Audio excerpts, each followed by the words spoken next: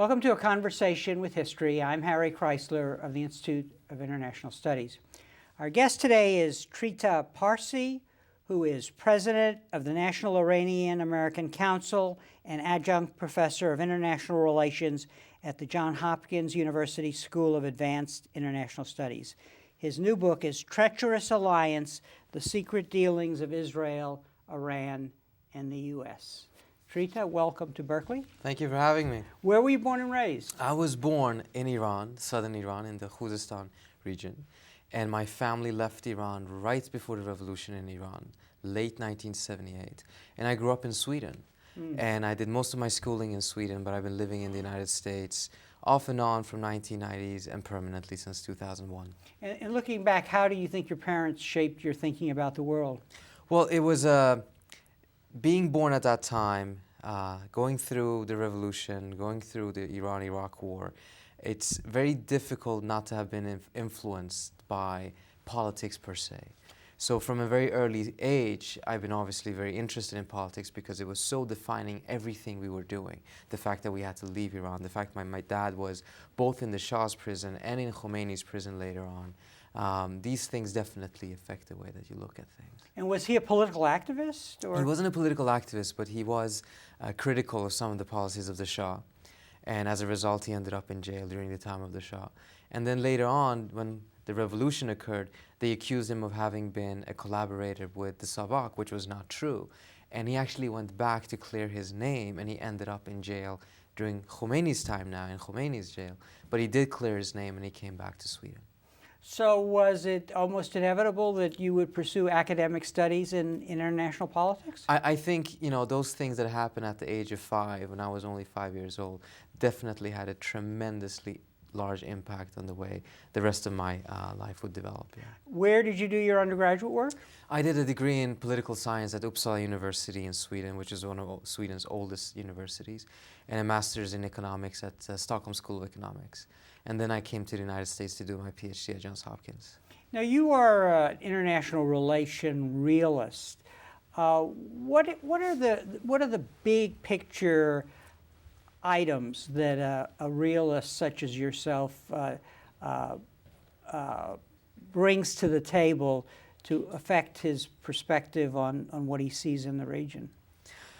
Well, I think one of the biggest advantages of realism, it's at times a very simple theory, but also a very sophisticated one, an elegant one in that. It's the focus on power as being the key variable. And obviously, power cannot be an explanatory factor for everything, but it is probably the most decisive factor. And I think it does help a lot because it enables you to see through all these various factors and all these different variables and be able to see the ones that are most important. And particularly when it comes to foreign policy making and the fact that every government has an interest in being able to conceal its true policies and its true interests by using rhetoric, by using ideology, etc.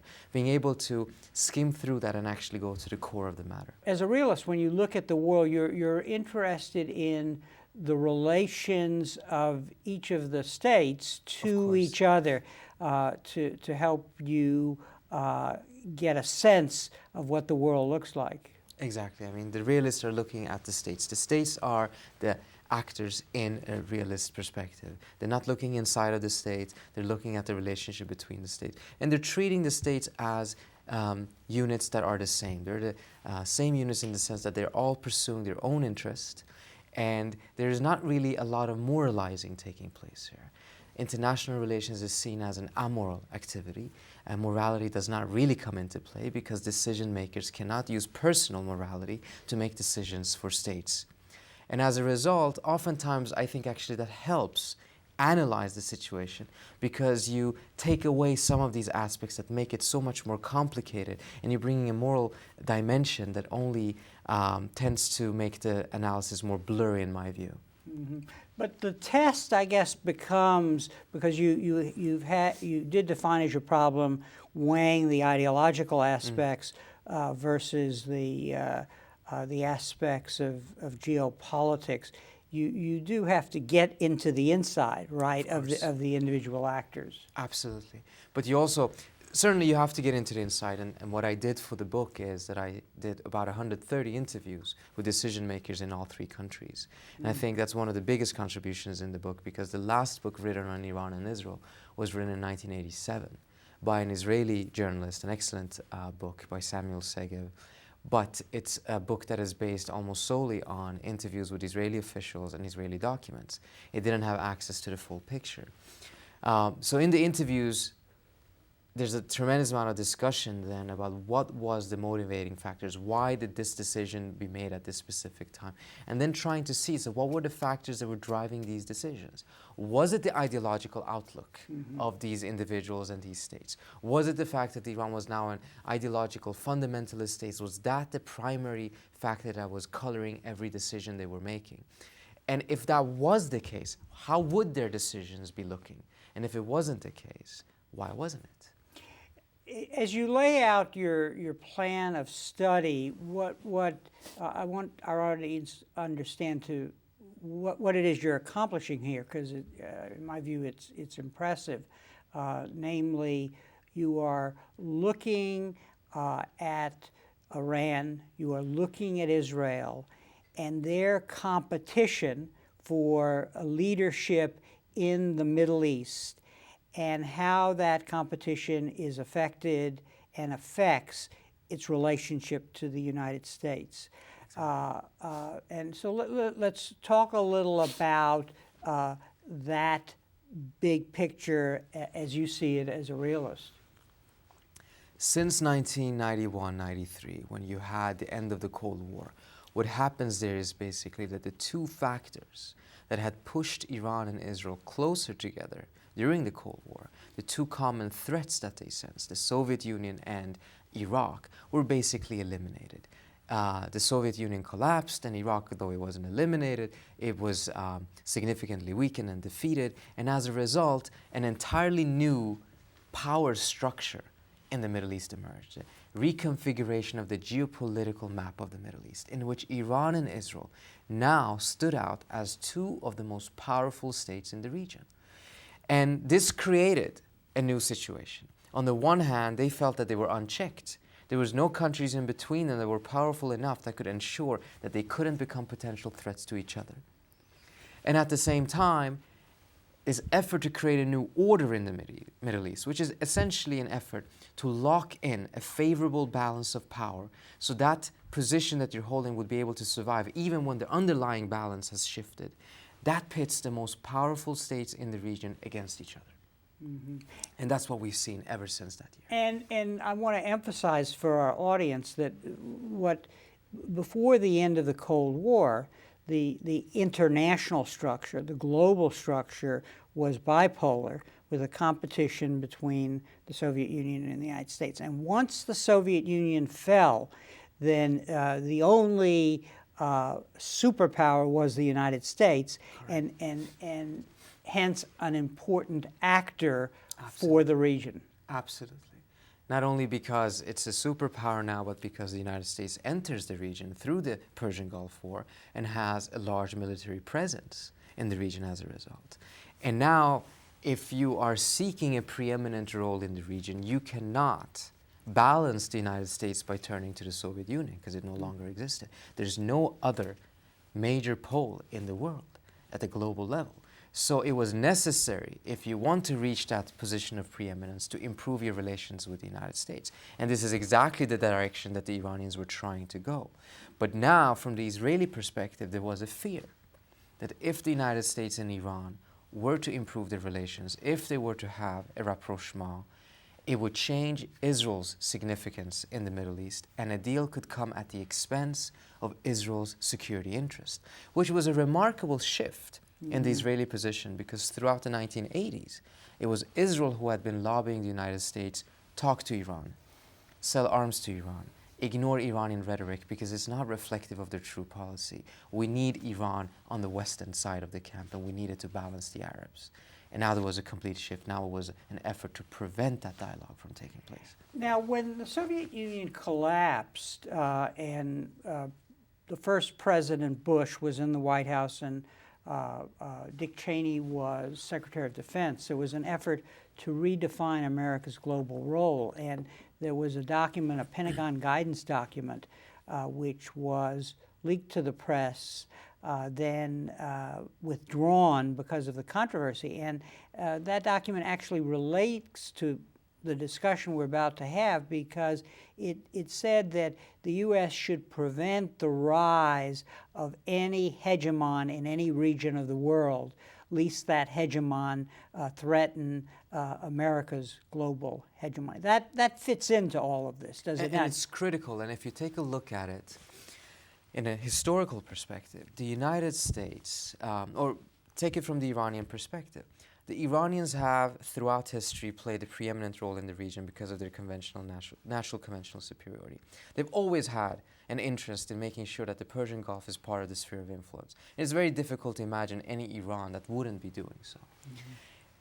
When the Brits left the Persian Gulf in 1971 and they withdrew from everything east of the Suez, Iran saw its opportunity to emerge as the major power, and it needed America's blessing, and it got it from the Nixon administration through the twin pillar policy. Once Iran attained that position, its critical interest was to make sure that the superpowers, its rivals, would never get a pretext to re-enter the Persian Gulf. And it's critical to understand that the Iranians, under the Shah, a very close friend of the United States, still viewed the United States as a potential rival. Mm-hmm. It was not a hostile rival, but it was still a rival. It didn't want the United States to come into the region because then Iran would lose its preeminent position.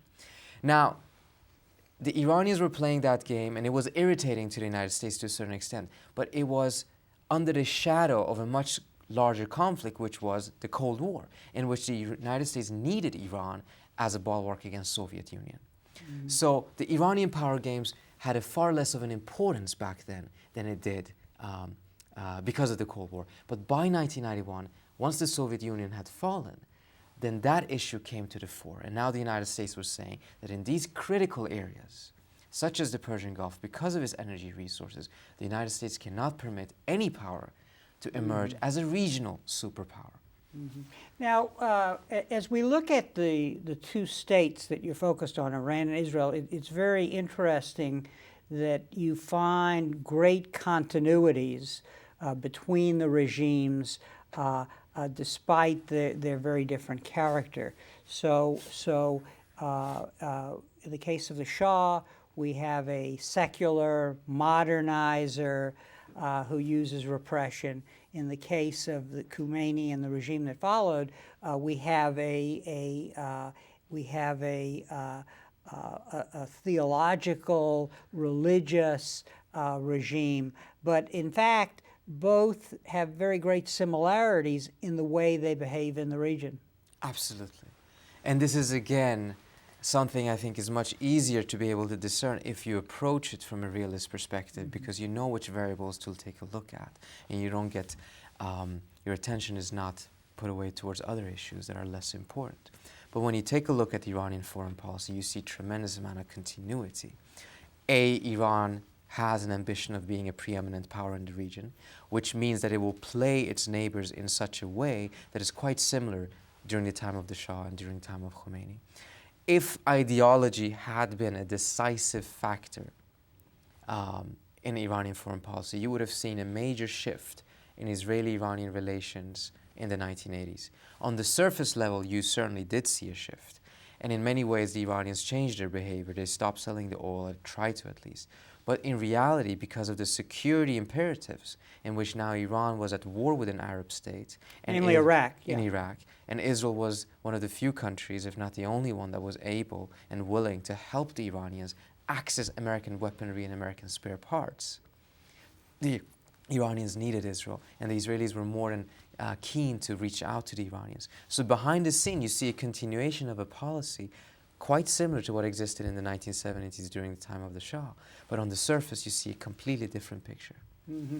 Now, it is important for whatever regime is in power in Iran that they come up with a formula for dealing with issues such as the Palestinians, the on-again, off-again peace process, in the region, the whole question of religious sites in Israel, and so on. These issues come up again and again, and there is some variation in not necessarily the overall position, but on the emphasis and the difference between rhetoric and operational policy. Absolutely, absolutely. You see it. Iran has a contradiction in its security approach, because on the one hand, in the short term, it has oftentimes needed Israel in order to be able to balance the Arab states that it's seen as a threat. But in the long run, the Iranians have recognized, both the Shah as well as the Khomeini government, that it needs to find a formula to make friends with its permanent Arab neighbors, and that it cannot do so by constantly seeking to balance them by having alliances with foreign powers, external powers. So the Iranians have oftentimes used the anti-Israel card to create a common denominator between themselves and the Arab states in order to be able to improve that relationship, bridge the Arab-Persian divide, bridge the Sunni-Shiite divide, and make sure that Iran could find less tense relations with its immediate as well as its permanent neighbors. Mm-hmm. Now, Khomeini substituted the notion of political Islam as the ideology, and he initially thought that he could use that to overcome the Arab-Persian divide. Correct. But there's a volcano under there, which is the Sunni-Shia split, which becomes increasingly important today. It became important back then as well, but more than anything else, while the Iranians were trying to bridge that divide and they were trying to play the political Islam, what they managed to do was to truly scare the Arab governments, because the Arab governments felt that this was a threat, an ideological threat and a political threat to their position. And Iran, in the beginning of the revolution, had a policy of regime change. It was trying to export its revolution. It was trying to replace the monarchies in the Persian Gulf with states that were constructed in a similar way as Iran, with a similar political Islamic outlook.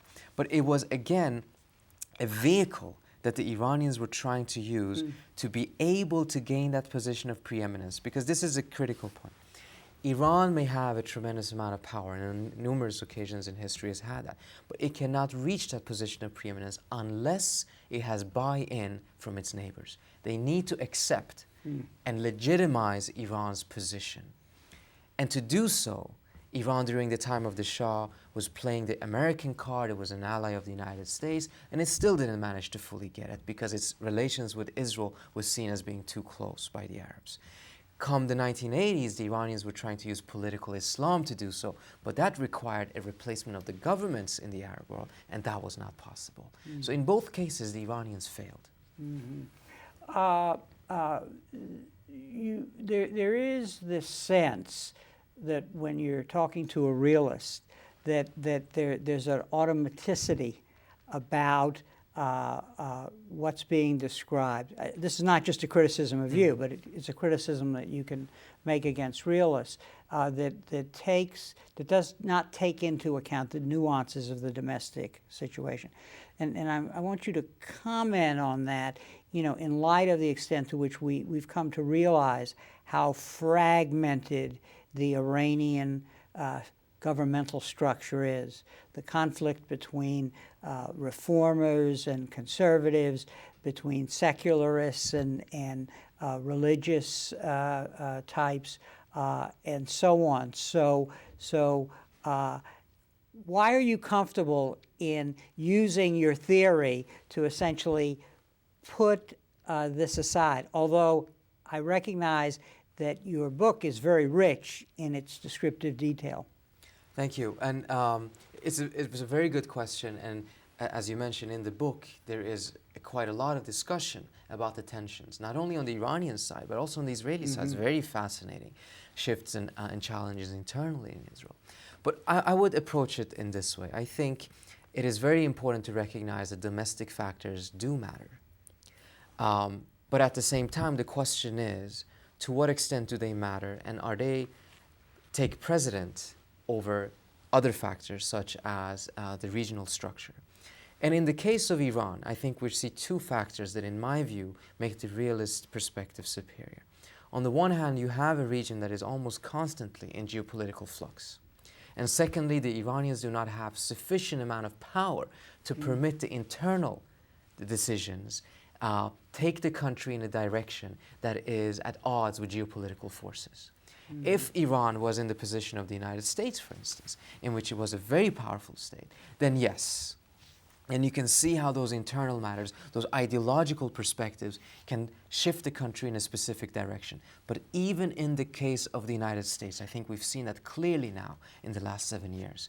You have a policy that is driven to a large extent by ideology, but even the sole superpower runs into a wall and recognizes that it needs to go back to more realist policies. And that's exactly what we've seen in the Middle East. We've seen how the Iraq War and the failure there have caused a backlash against the ideologues in the United States, an ascendancy of the realist. And I think it shows the tensions. And I think it shows that if a country is very powerful and it is in a somewhat comfortable position, the domestic factors can become decisive. But when they're not, which is the case of Iran in the last 30 years, then the realist factors, the international structure, becomes more decisive. Let's talk a little about Israel, because with this end of bipolarity that you've discussed, the rise of the U.S. as the only superpower in the world, Israel's policies and strategies had to change. Why, and what did they do? Well, Israel played a critical role for the United States during the Cold War. It was an outpost of the United States in the Middle East in a way. It was a bulwark against Soviet penetration. And it had proven itself to be a reliable and a strong ally, particularly after the 1967 war. But come the end of the Cold War, you have a completely new situation.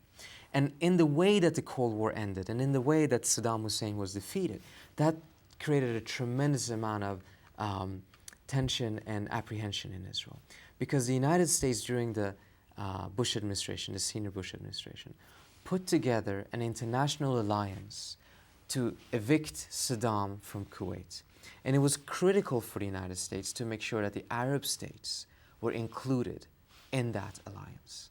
So the Bush administration spent a tremendous amount of political capital putting together this Arab alliance within the international alliance. And to do so, they had to basically promise two things. First, that if the Arabs helped the United States against Iraq, which would be an unprecedented case, a large coalition of Arabs fighting another Arab state, the United States would have to come and put pressure on Israel after the war to make compromises with the Palestinians. Secondly, in order for the Arabs to remain in the coalition, Israel needed to be kept out. And so now suddenly Israel was in a situation in which the United States was visiting with almost every Arab state in the region, many of them at odds with Israel. And it was doing everything to make sure that Israel was as far away from the United States as possible. Israel was started to be treated as a burden rather than an asset. And come the Madrid conference after the war, the United States basically had to drag Yitzhak Shamir to the conference. He would not want to participate in that. And this created, again, a tremendous amount of tensions between the United States and Israel. The United States and Israel had a low in their relationship, probably the deepest low that they've had during that period. And then there was an additional factor. If now the United States is going to cozy up to the Arabs, and in addition to that, have a rapprochement with Iran, an Islamic fundamentalist state in the region, which could offer the United States tremendous strategic benefits because of its position in the region, because of its energy resources, because of its access to the Caspian Sea and the energy resources there, then where would that leave Israel in the strategic outlook of the United States? This was a major challenge that Israel was facing. And in fact, Israel was dealing with a number of domestic problems about which it had to shift its position. I have in mind here the occupation, the territories. Would there be a peace process with the Palestinians? And it saw that it had to respond to the U.S. Urgency in wanting to resolve the questions of war and peace with regard to the Palestinians. So how did this change in Israeli policy under Rabin toward embracing the Oslo peace process affect Israel's position vis-a-vis Iran? It was defining. As you mentioned, in Israel, the Intifada had continued for quite some time. There was a surprise in Israel to the tenacity of the Intifada, how long it could keep on. And there was a feeling also that this was corrupting Israel's youth. This was creating major problems for Israel. It was not worth the cost. And there was a necessity to be able to find a new equation there. And at the same time, there was a recognition, particularly in the Labour Party, that there was a need for a new regional outlook. Israel had been guided for several decades, off and on, with varying intensity, by a doctrine called the doctrine of the periphery. The idea that Israel needed to guarantee its security. The best way of securing itself was by creating alliances with the non-Arab states in the periphery of the Middle East. Basically, Turkey, Ethiopia, and most importantly, Iran. In order to weaken the vicinity, the Arab vicinity, the inner and the outer circle of the region. But now, because of the geopolitical shift, because of the defeat of Saddam Hussein, the vicinity was no longer a conventional military threat to Israel. The threat came primarily from inside Israel because of the occupation, because of its loss of a strategic significance to the United States, and then potentially from Iran as a powerful periphery power.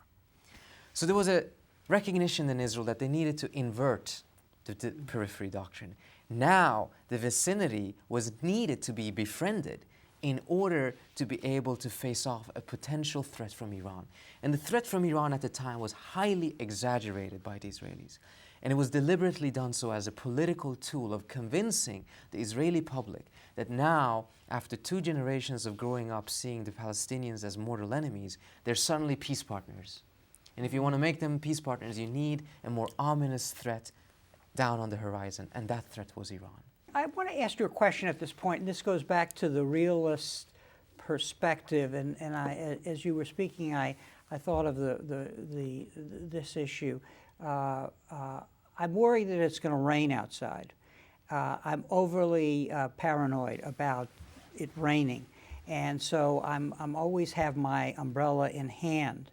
And come across today, and it is in fact raining, basically, and I have my umbrella, and so I'm responding. So I guess what the issue becomes is we're talking about the transition in Israel's policy when it moves from one position toward Iran toward another. To what extent is it anticipating the rain before it rains, or is its response a real and effective one, given the fact that it is raining today on this particular day? I think there's a third aspect there. To what extent is it anticipating the rain? To what extent was the rain real? To what extent did the umbrella bring out the rain? Yeah, right. I would say that if you take a look at the situation at the time, it's not realistic to be able to say that Iran posed a significant threat to Israel at the time. For several reasons. Its conventional military was not in that shape. And secondly, it actually did not have a good relationship with the Palestinians at the time. Hamas was a Sunni organization coming out of the Egyptian Brotherhood that had very poor relations with Iran. PLO had very, very poor relations with Iran throughout the 1980s because it was a secular Arab nationalist organization. And both of these Palestinian factions sided with Saddam Hussein during the war. So in spite of all of Iran's rhetoric standing with the Palestinians, he had very poor relations with the Palestinians. Mm-hmm. The relationship with the Palestinians emerged as a result of the peace process and the effort that went along with the peace process, which was to isolate Iran in the region. Very similar to what we have today with Annapolis, in which the primary objective of Annapolis seems to be isolate Iran, not necessarily peacemaking between Israelis and Palestinians. So there was, and perhaps, an excessive anticipation of a potential Iranian threat. They didn't have a nuclear program. They didn't have the missiles. They didn't have the conventional threat. They didn't have the relationship with the Palestinians. They did have one thing, which was the relationship with Hezbollah, though. But it served a political purpose. The Israelis, however, that I've spoken to, advisors to Rabin, etc., did not anticipate that using Iran as a political argument would have the consequence of making Iran look at Israel as a greater threat. And there was a commission, a committee put together by the Israelis a couple of years into Israel shifting its policy, depicting Iran as a global threat, pressuring the United States to sanction Iran and not talk to Iran. A committee was put into place to assess what was the Iranian threat and what could Israel do. And the recommendation was stop talking so much about Iran, because Israel's focus on Iran had caused Iran to focus more on Israel. It was creating a problem. It was becoming a self-fulfilling prophecy. And you had significant Israeli politicians at the time, including Ehud Barak and others, coming out and saying Rabin and Peres' excessive rhetoric about Iran was creating a problem rather than solving it. So to pick up on the metaphor, at a certain point, it is the case that the umbrella causes the rain, actually. There is an Israeli recognition that that was the case. Now we're in a different situation. Yeah. Whether that was the case or not, people can discuss. Many people in Israel credit Netanyahu, for instance, for stopping the rhetoric against Iran for the first 9 months. But now there's a sense that the threat is there. So whether Israel contributed to making it or not, it becomes a secondary issue from the Israeli perspective. Now the reality is that there is a sense that Iran is a threat. Iran does have the capabilities. It's not necessarily so, in my view, that Iran would be irrational and start a war, etc. But there is very few voices in Israel that are saying, don't worry about this. This is made up to be bigger than it actually is. By now, there is a recognition that there is a real problem.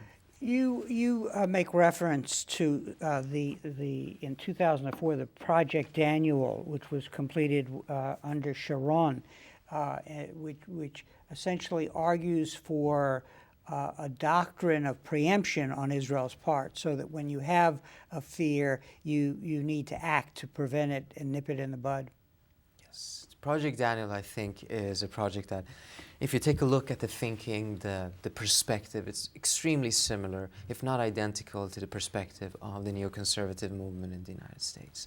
The emphasis on preemption, the emphasis on the idea that the nature of a regime is inherent on how the behavior of the regime is. You cannot change the behavior of a regime that has the wrong nature. You can only change it. You can only defeat it. You can only eliminate it. And in that document, I think there's tremendous simplifications that are being made that in the long run are going to be, not even in the long run, in the short term, in the medium term, are going to be very negative for Israel itself. They're lumping all the Arab states together with Iran.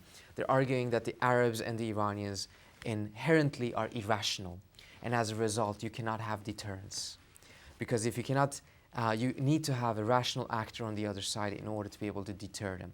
And if you cannot deter the other side, then you cannot have a policy of containment. You can only have a policy of elimination and preemption, and in reality, preventive measures. Because preemption would indicate that there is an attack about to happen, which is not the case necessarily. Prevention means that you're going to take care of it decades before it even potentially could become a problem. Bottom line, when you read your book, you're left with the impression that what then becomes very important for both Israel and Iran is their relationship to the United States, getting its ear, winning its support, and its understanding. And throughout the book, you are showing examples during this period we're discussing where really Iran loses out. They're kept out of the Madrid process. Today, in the last few days, they've not been invited to the Annapolis conference. And the war on terrorism, which we adopted after 9/11, has a nice fit with the way Israel came to view the problem of terrorism, because in fact Iran did turn to supporting terrorism as it was isolated and contained. Talk a little about the importance of winning U.S. support, and explain to us why which side wins over the other.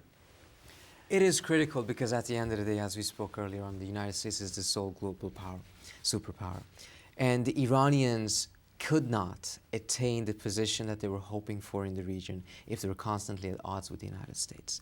Now, their conclusion has been somewhat different, though, in the sense that every effort they've made so far to help the United States, to aid the United States, to come to terms with the United States, has, after a period, turned out to backfire on them. There's several good examples. One is actually the Madrid conference, in which the Iranians, prior to that, were helping the United States against Iraq, hoping that they would be included in the process, and then they ended up being excluded. In Afghanistan, the Iranians probably provided the U.S. with the most important help that they've ever provided the U.S. with, because they were the ones who'd been fighting the Taliban for more than a decade almost, and they had extensive relations with the anti-Taliban forces. They supported the United States. They gave tremendous amount of political support to the U.S. internally in Afghanistan. And they've been credited as being the ones who won the peace for the United States in Afghanistan. 6 weeks after the conference in Bonn, in which the U.S. and Iran closely coordinated their efforts, and they got a new constitution in Afghanistan, the United States put Iran into the axis of evil. This shocked Iran. And this helped strengthen the hands of those in Iran, going into the internal elements, the hands of those in Iran who were arguing from the very outset, you cannot get the United States to accept you, you cannot get the United States to recognize Iran as a legitimate power and come to terms with Iran by helping the US. You can only do so by making it as costly as possible for the United States not to do so. So whenever the US is pursuing a policy of isolation, make it costly for the U.S. to pursue a policy of isolation. And those are the factions that oftentimes have ended up winning out because the moderate elements failed to deliver the United States. It sounds to me that it becomes very important for supporters of Israel or the supporters of Iran to influence American foreign policy in the United States. Certainly, and there the Iranians really have no cards to play. The Jewish community does have extensive presence. They've been in this country obviously much, much longer. They are integral part of American society and American political system. Iran has a completely different situation. They don't even have a diplomatic relationship with the United States. They cannot do any lobbying or anything of that sort. So they have completely lacked presence in a critical arena, which is the arena of American foreign policy making. So they've oftentimes ended up in a situation in which they're being able to provide help to the United States in the region in the hope that that automatically would cause the United States to reciprocate. But not having a foot in the American foreign policy making arena, that has put them in a very disadvantageous position and helped the pro-Israeli elements who felt that if the United States and Iran were to work together, if they made a deal, the United States would sacrifice Israeli security interests in order to achieve a deal with the Iranians. And they have acted against those deals and oftentimes managed to scuttle them. You are head of the National Iranian American Council. What is the goal of that group, and how does it impact this process? The National Iranian American Council was put together by me and a couple of other individuals in Washington, D.C. right after 9/11. It was a reaction to 9/11 in which we were shocked to see that the Iranian American community that was so much against what happened at 9/11 had such a hard time voicing their support for the United States and their opposition to terror. They basically lacked a voice in the United States, and we thought that it's important to educate the community on how they can gain that. We did not aim to be the voice. We aimed to help the community raise its civic participation level, start adopting democratic values, and be part of the democratic process. I mean, one of the things that was shocking to us is that in the United States, the community here has access to one of the best political systems in the world. It has democracy here. It's been in this country because it didn't have democracy in Iran, but it is not taking advantage. It's not participating in the democracy over. So that's what we wanted to promote. As the organization evolved, however, and we became the largest Iranian American grassroots organization, pressure started to come on us from our community that we should start taking positions on various issues. And the one issue that has been important for our community, very much so, is to avoid an unnecessary military conflict between the United States and Iran. And I think Iranian Americans oftentimes see themselves as double stakeholders in this. as Americans, they don't want to see a single American life being lost in such an unnecessary war. As Americans of Iranian descent, they don't also want to see their grandmothers being bombed by the United States. So they have double staking, making sure that this conflict can be resolved in a peaceful manner. Let's talk about this possibility of war, but let's put it in the context of nuclear weapons. As a realist, and I guess I'm a realist also, isn't it almost inevitable that a power such as Iran that feels so threatened would go for nuclear weapons, whatever it's saying it's doing or not? And then if it did, would it matter? I think that's a very, very important question that oftentimes is not being asked. And I would say on the first part of your question, it was a critical phrase that you use, a power like Iran that is feeling that it's threatened. That's critical because there's two factors right now, I think, that are important to understand the Iranian nuclear program. On the one hand, Iran would actually lose significant strategic value if it did go for a nuclear weapon. And I explain why. Iran has managed to play a critical role in the region, a preeminent role in the region, for the last 3,000 years, more often than not, precisely because of its conventional natural superiority. It is one of the largest countries, it has one of the largest land masses, one of the largest populations, and a tremendous amount of natural resources, and a history of statehood. If Iran, however, were to go for a nuclear bomb, it could spark an arms race.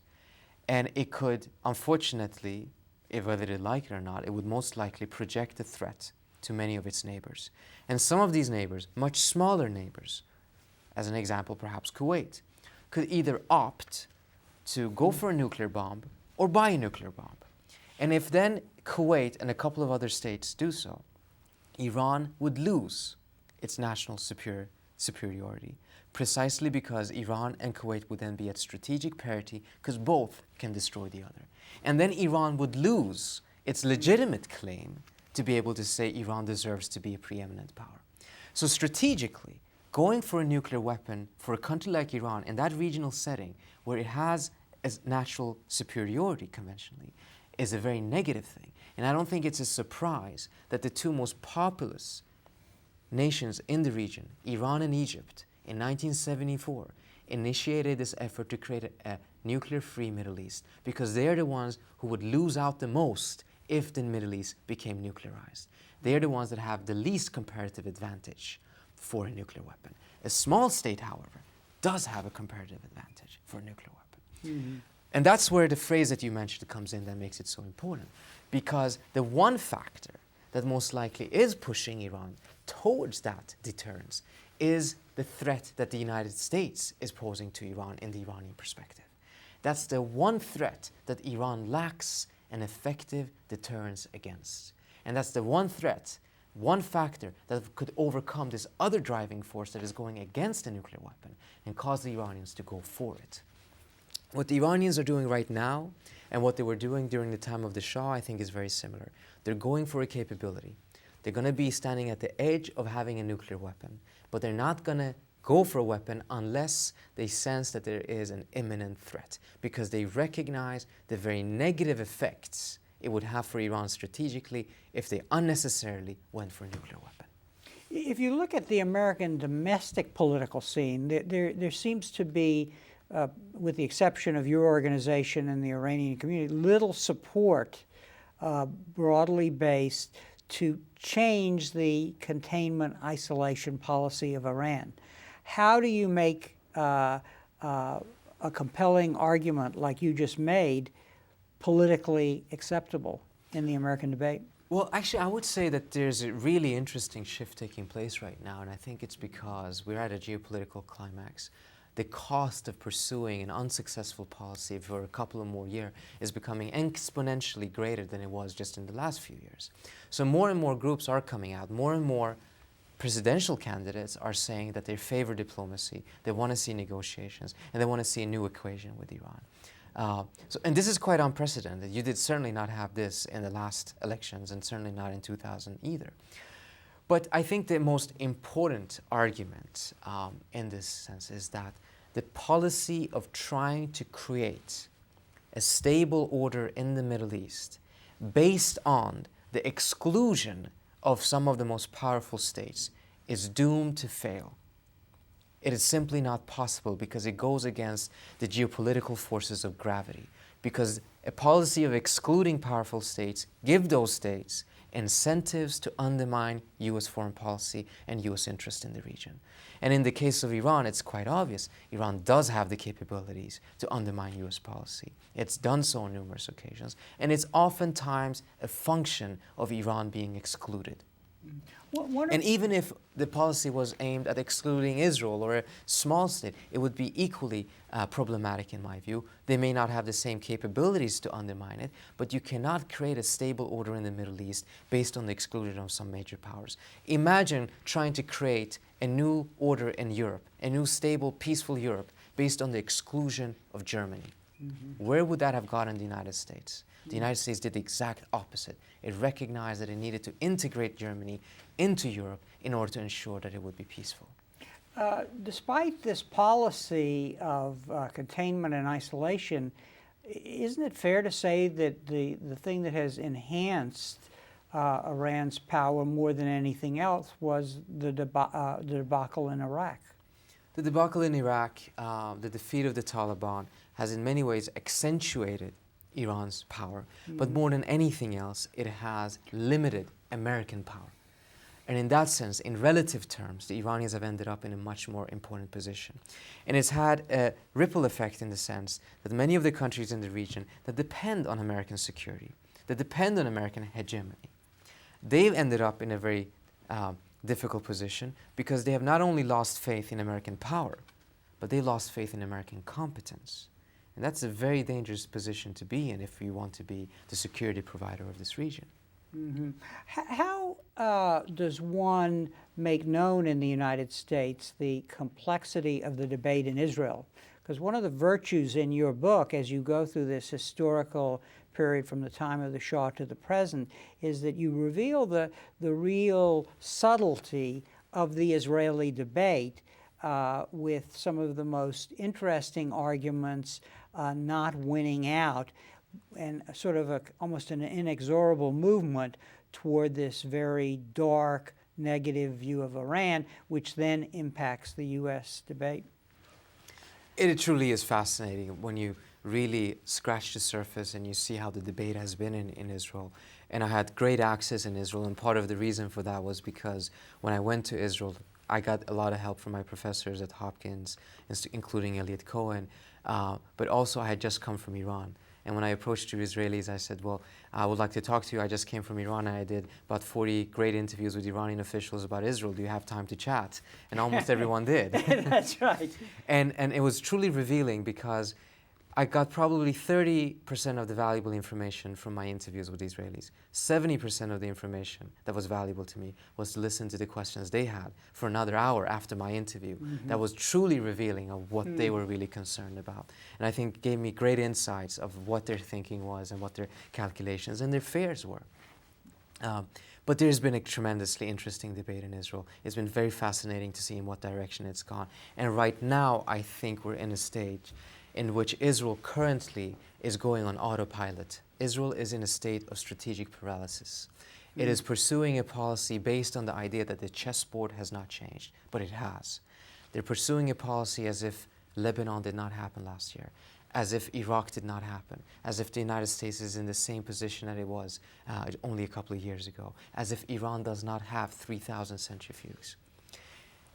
And it's devastating for Israel, in my view. I think it's very dangerous. But there's no political leader so far that has shown the courage of coming out and saying, look, plan A did not work. We have to focus on a plan B.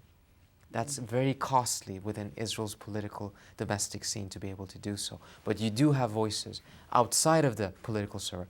The former Israeli officials, such as Ephraim Halevi, the former head of Mossad, Shlomo Ben-Ami, the former foreign minister, who have come out and said these things, including, by the way, the current Israeli foreign minister, Livni, who has come out indirectly or directly, leaked information saying Iran is deterrable. That's a critical sentence, because if the Israelis say, which I know that they believe, most of them, Iran is deterrable, then that paves the way for completely new policy options.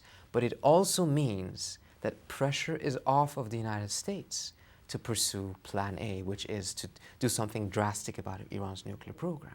Mm-hmm. And that's the fear in Israel. How will this play out internally in Israel? And B, if Israel comes out and says, we can resolve Iran in a different way, what will that do in the United States? How will that affect the U.S. foreign policy direction? And will the pressure be off of the United States to really take a very harsh position against Iran? What about the story within Iran? That is, that there's no evidence at the present time that there is a reformist leadership that can take the initiative to move in a positive direction. And of course, I have to preface that by saying that when these opportunities have emerged within Iran under Rafsanjani or under Khatami, we haven't responded, and then their position has eroded. That's true, but at the same time, there has been numerous cases in which the United States has reached out to Khatami, for instance, and it was the Iranians that didn't respond. The Iranians lost a lot of opportunities as well. Same thing with Rafsanjani during 1996, because then it was actually Benjamin Netanyahu who was reaching out to Iran. He didn't believe in the peace process, so he felt that he needed to have some sort of relationship with Iran, somewhat of a reflective of the periphery thinking again. And the Iranians were not interested. So there's enough blame to go around, although I would say that in the last couple of years, the United States has lost tremendous opportunities. And those lost opportunities has, as you pointed out, eroded the position of the more pragmatic elements and directly affected the rise of the more radical elements such as Ahmadinejad right now. Right now, I would say that you would have a hard time seeing a pragmatic force in Iran rising, coming to a prominent position in Iran's foreign policy circles, unless there is a shift on the American side. I think the policy of increasing the threat and the danger with the calculation that that will cause the pragmatists to win internally in Iran is quite erroneous. It's going to end up being false, I believe, because it's precisely the threat and the sense that the pragmatists have failed to alleviate that threat that feeds in and strengthens the radical elements in Iran. You're bringing to our discussion, real insight on the domestic situations in both Iran and Israel, and obviously your realist perspective is very informative and insightful, and I'm just I want to get at this at the human level to help people understand this. We seem to be heading over a cliff. By that I mean all of us, the countries we've been talking about in the United States, and on the one hand we have Israel, the Jews having suffered the Holocaust, never being recognized, over these many years, feeling an existential threat. On the other hand, you have conservative reactionary forces in Iran who use language which may be for political purposes and not operational, but on the other hand, in this kind of environment, it's hard to say what is really meant by the words. Sure.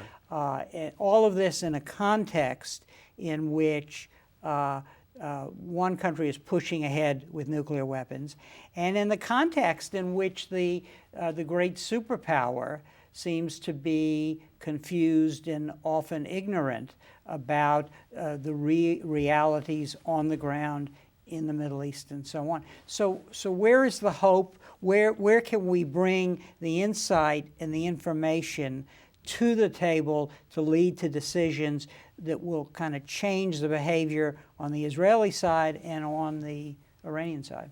Let me first say one thing on the Holocaust comments, and I think you're absolutely right. These statements coming out of Ahmadinejad is creating a tremendous amount of anxiety and fear in Israel for quite understandable reasons. And I think in many ways, Ahmadinejad has actually crossed even a line that the Iranian government had about the limits of its excessive rhetoric on Israel. Because in 1979, one thing we shouldn't forget is that Iran still holds the largest Jewish community in the region outside of Israel. Still 25,000 Jews living in Iran. They've been living there for 2,500 years. They are an integral part of Iran's history, its culture, its politics, its society, and everything. But in 1979, the Iranian Jewish community's leaders approached Khomeini with a proposal, basically asking Khomeini to issue a fatwa, a religious decree, that the Jews of Iran are to be protected in the Islamic Republic as a recognized people. And in return, the Jews of Iran would remain quite anti-Zionist because the Jews of Iran had never really been very strongly pro-Zionist. Khomeini accepted the proposal, issued the fatwa, and ever since the Jews have essentially been protected. They have their schools, etc., numerous synagogues in Iran.